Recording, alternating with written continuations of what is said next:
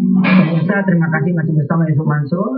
Saya tunggu kehadiran anak-anak saudara, putra-putri saudara untuk menjadi santri kami di Darul Quran.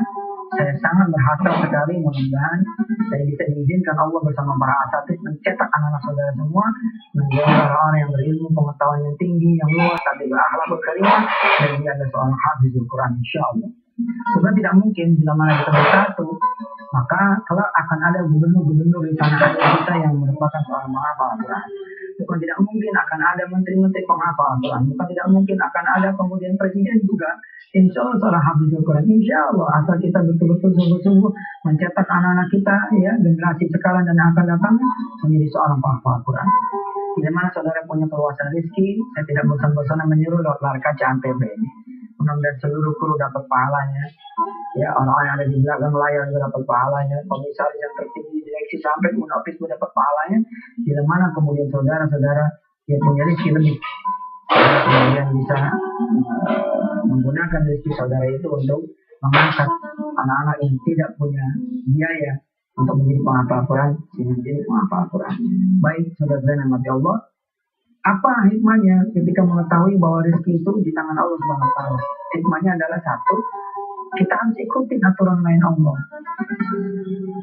Apa aturan main Allah? Kita harus cari harta yang halal, jangan cari harta yang haram. Ada implikasi-implikasinya. Kalau kita mengusahakan harta yang halal, kita akan begini dan begitu. Nggak dapatnya aja di ibadah. Tapi kalau kemudian kita mencari harta yang haram, nah ini dia ayatnya. Ayat 21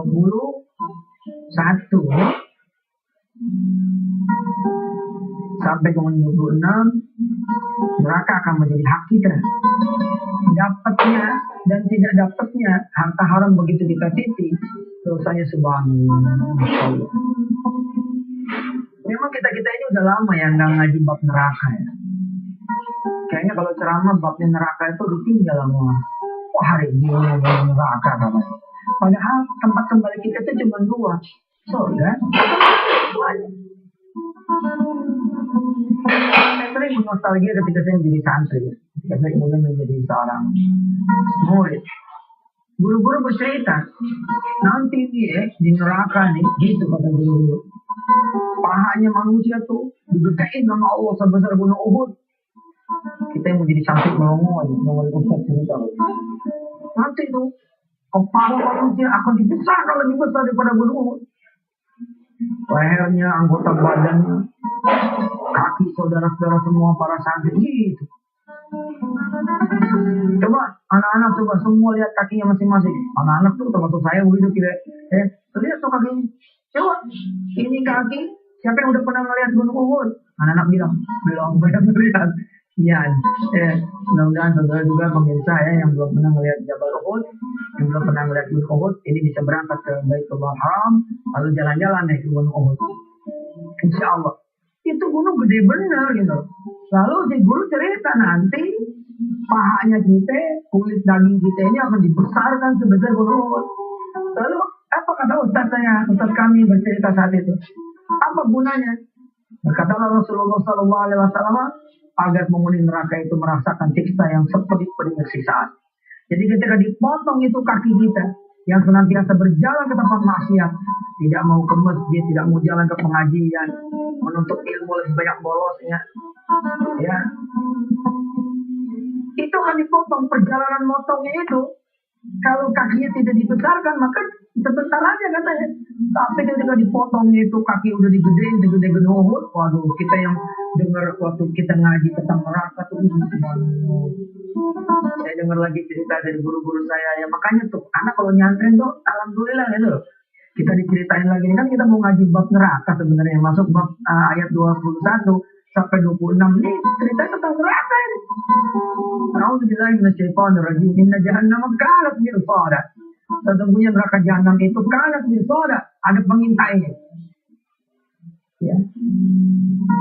Diceritakan oleh para guru jembatan Shiratal Mustaqim itu ada 7 pos. Oke, pos pertama akan ditanya kita tentang syahadat kita seperti apa. Benar nggak Tuhan kita itu Allah Rabbul Jalal, Allah Rabbul Alamin, Allah Ta'ala, benar nggak Nabi kita Nabi Muhammad SAW?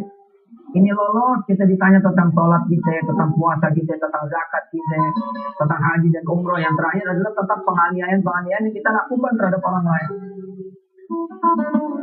Guru-guru kita cerita tentang bab neraka dikaitkan lagi di alam kubur. Ya.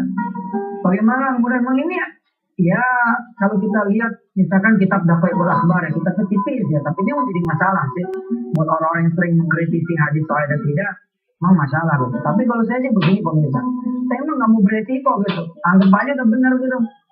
Daripada kita bilang enggak, katanya benar ada kan kacau. Di antaranya misalkan ada ular namanya Sujaul Aqrab. Menurut satu riwayat palanya 16. Begitu kita ini ya masuk alam kubur, dosa kita banyak, begitu dibangunin, malaikat nggak pakai nanya sama kita, yang nanya ular tersebut. Harusnya kan kita ditanya nih, man rabbuka, wama kita buka. Tapi karena kita udah kelewat bejat, begitu dibangunin, ya bangun gak ditanya malaikat. Apa kata malaikat? Maju, ular yang maju begitu. Kita diceritain tuh foto jadi santai berketawa geli gitu. Apa kata guru-guru tuh? Ini ular begitu. Wah, berdiri. Kita ketakutan. Kita nanya, siapa kamu? Ularnya ketawa. Emang ular tanya apa? Ular tahu nggak? Palanya 16. Ya, yang tidak sholat nih muncul ular saat belit. Malah kata guru-guru saya dulu ya, satu pala ular nih lolos ke dunia. Kalau pada nggak sholat ente pada nih sholatnya belum-belum, saat sholat terkagak, sholatnya setengah 3 buat lohor, setengah 6 buat asar, subuhnya sekalian duha. Ini kepala ular yang satu ini naik ke atas dunia, bentuknya adalah hutang. Belitan hutang tidak pernah terbayar, habis-habisan. Dilipet trak gitu, usaha lu mati gitu kayak. Nah ini ularnya satu nyolong. Ini kan neraka ini mesti ngaji kita ini. Saya dengar tuh kalau udah ngebahas kitab Daqaiqul Akhbar ya tentang bagaimana kita berita tentang alam kubur apa sih yang terjadi, bagaimana. Tentu saja waktu kita tidak cukup. Kita lanjutkan video yang berikutnya ya, silakan.